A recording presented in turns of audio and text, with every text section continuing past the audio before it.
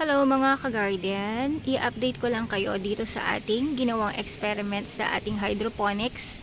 And last time, nung pinakita ko yung video nitong mga to is 4 days after transplant pa lang sila. Ngayon, 19 days na, tama ba? Oo, 19 days na after transplant. Ito yung pinatubo using Nutrient Solution A and B.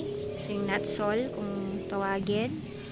And ito naman, yung pinatubo gamit yung ating pure organic liquid fertilizer. Yung ginamit kong nutrient dito, nutrient solution dito is yung gamit dun sa swamp fertilizer. And then, nung pang after a week, naglagay ako ng pure malunggay leaf extract. Good news is, lumalaki naman. Ayan o, lumalaki naman siya. Kaya lang, hindi siya kasing laki noong dyan sa may kabila, sa may nutrient solution A and B. Yan, mabagal lang yung paglaki. I think kailangan ko na naman mag-add ng malunggay leaf extract dito kasi 19 days na. At ganito pa lang din yung kanilang yung growth nila mabagal compared dito sa kabila. Wait, kuha tayo ng tig-isa. Yan o. Ito yung tapos tingnan yung roots nito. Ganda na, no? Ganda na nung root system nitong Nutsol. Where itong isa baby roots. Ayan pa lang yung lumabas na root niya. Tapos ang konti lang yung lumalabas sa mga sides. Pero ano naman since naglagay tayo ng molasses, hindi siya maamoy.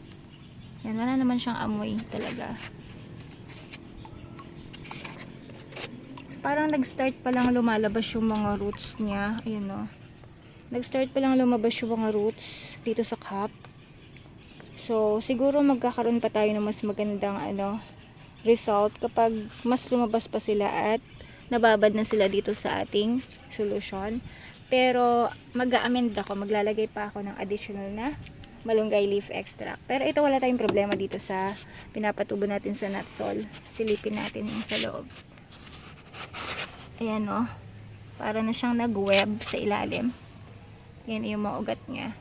Para na silang spider web. Tapos, yun lang.